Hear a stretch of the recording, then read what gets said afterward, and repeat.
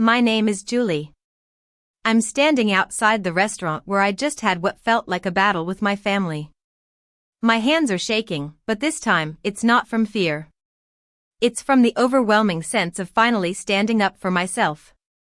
I look back at the door, and a flood of memories comes rushing back. It all started at a Sunday lunch. I was sitting at the table with my family, barely having taken 2 bites of my food when my father, Henry, tapped his fork against his glass, just like he was about to make a grand announcement. The room fell silent. He then declared, "Your sister, Lily, lost her job. You'll be covering her bills for a while." My mother, Grace, nodded in agreement, as if it was a law that couldn't be questioned. Family helps family. No arguing, she said firmly. I looked across the table at Lily.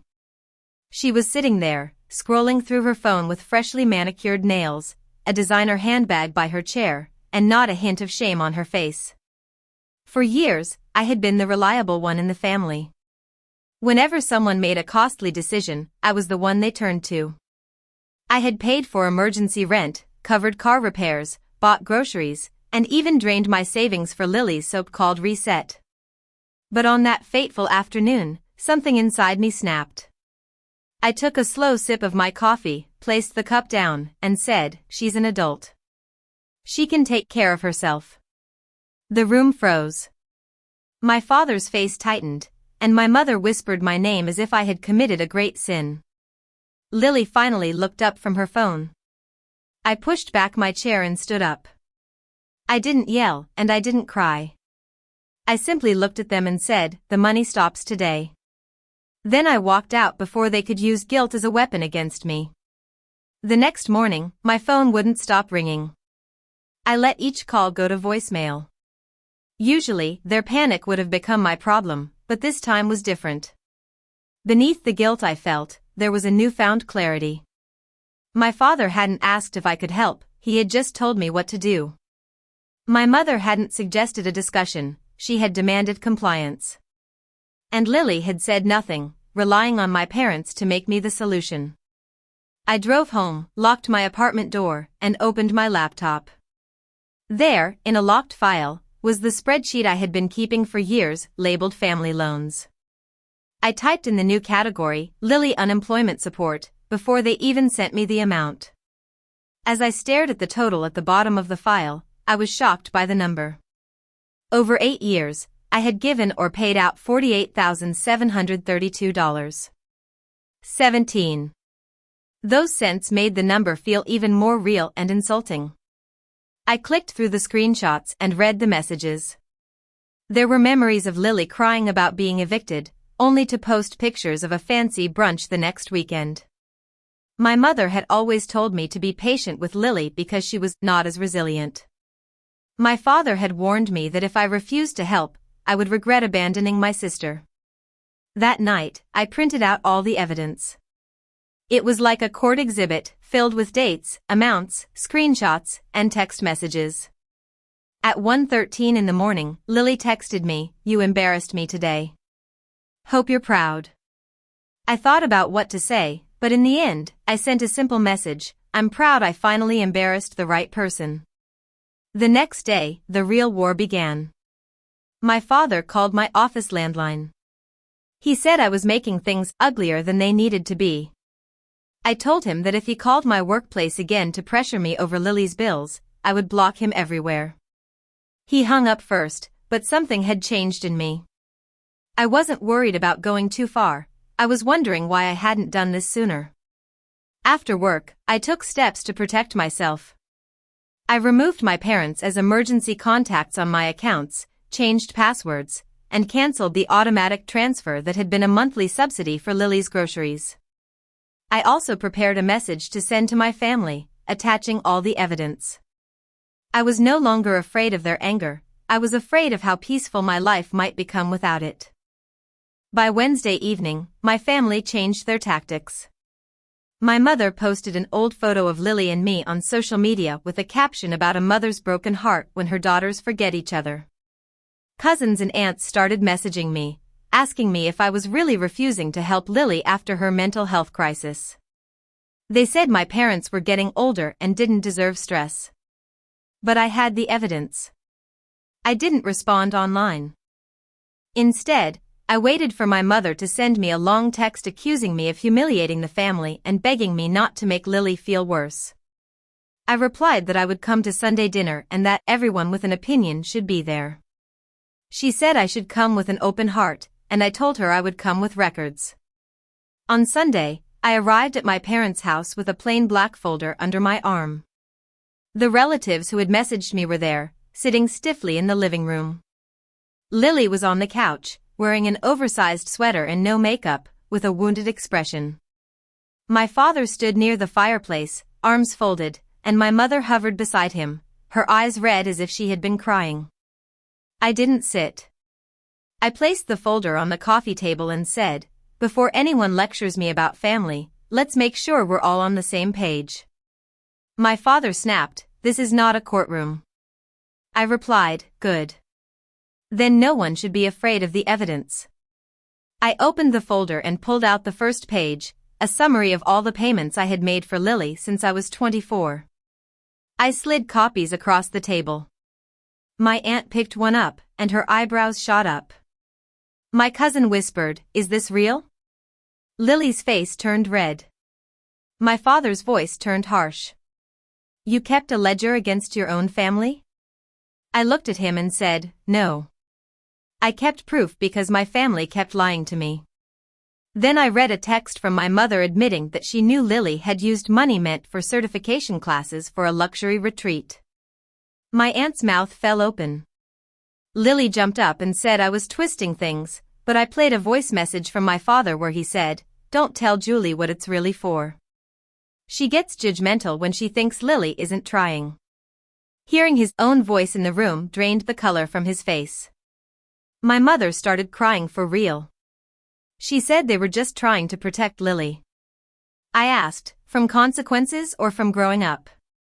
Lily turned on me and said, "You think you're better than me because you have a boring job and no life?"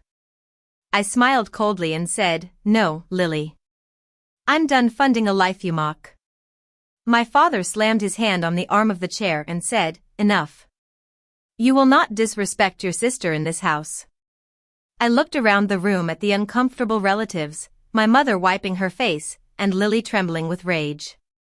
I then said the words that changed everything, "If you demand I support her, I will send this folder to everyone you told I was selfish. And if anyone contacts my job again, I will file a harassment complaint. If anyone uses my name, credit, or bank information, I will report it. I'm not discussing this again." The room fell silent. My cousin put the paper down as if it was hot. My aunt looked at Lily and asked quietly, "Did you really let your sister pay all this?" Lily didn't answer. She looked at our parents, waiting for them to rescue her, but they couldn't. I picked up my folder and left the copies behind. I told my mother, "You taught me family means sacrifice. Today, I'm teaching you sacrifice without consent is exploitation." And I walked out of the house, and this time, no one followed me. The fallout was immediate. The family group chat split into two camps. Some relatives were silent, which meant they knew I was right but didn't have the courage to say it. Others sent messages saying they had no idea and that it was a lot of money. My aunt called me that afternoon. She said Lily had asked her for money and claimed I had cut her off out of jealousy. My aunt asked if there was anything else she should know. That was when Lily's safety net started to disappear. By Tuesday, 2 cousins had blocked Lily's payment requests. By Wednesday, an uncle texted my father and told him not to involve the extended family in financial manipulation. My mother deleted her social media post, but the screenshots had already spread. At work, I informed HR that a family member might contact the office again. The HR manager was kind and offered to screen my direct line. It made me realize how different the real world was from my family. My father sent me an email accusing me of destroying my mother's health, humiliating Lily, and turning relatives against the family. He said I had won the room but lost respect. I replied, "Respect built on silence was never mine to keep." Then I blocked his number for 2 weeks. I also blocked my mother and Lily. The quiet that followed was uncomfortable at first. I was used to the chaos of my family's demands. I would check my phone for emergencies that weren't there, and I would wake up early, thinking I had forgotten to pay for someone. But I started to make changes. I opened a separate savings account and named it mine. Every Friday, the money I used to send to my mother went into that account. I enrolled in a weekend certification course to move forward in my career. I also started therapy, though I didn't tell my family because they would have thought it was an overreaction. My therapist asked me a question that stuck with me: who benefits when you believe you are selfish? The answer was obvious: everyone but me. A month later, I heard that Lily's car was repossessed. My first reaction was guilt, but then I was angry at myself for feeling guilty. Lily had ignored the payment notices, and my parents had assumed I would step in. My father had to cancel a golf trip to cover Lily's overdue rent. For the first time, the cost of protecting Lily came out of his life, not mine. By the end of the second month, the consequences spread. Lily moved back into my parents' house, and my mother stopped hosting Sunday lunches. My father's proud image as the head of the family was shattered. 3 months after that fateful Sunday lunch, my mother reached out to me via email. The subject line was "Please, just one conversation."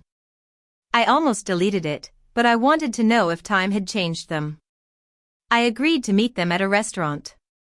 I chose the place and arrived 10 minutes early. When my father entered, he looked older, diminished.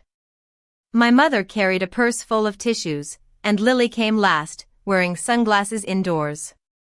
We sat in silence for a minute. Then my father cleared his throat and said, "This has gone far enough." I said, "I agree. That's why it ends today." Lily pulled off her sunglasses and said, "You got what you wanted. Everyone thinks I'm a useless leech now." I looked at her and said, "I didn't make you look like a leech. I showed people the truth." My mother whispered, "Julie, please. She's your sister." I replied, "I was her sister when she lied to me, when you used my paycheck as a family resource, and when Dad called my workplace. None of you remembered that then." My father leaned forward and said, "We made mistakes, but you humiliated us."